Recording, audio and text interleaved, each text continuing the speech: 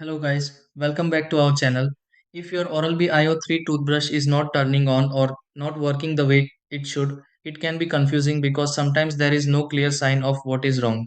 You may press the button and nothing happens, or the toothbrush may start and stop suddenly. In some cases, the lights may not show properly, or the brushing power may feel weak.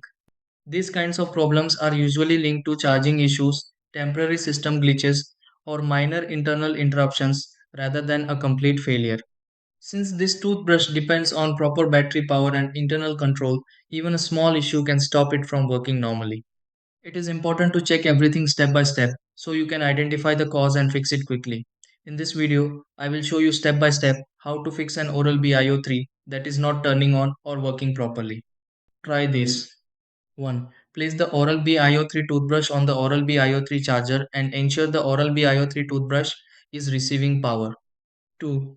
Leave the Oral-B IO3 toothbrush on the Oral-B IO3 charger for some time before testing.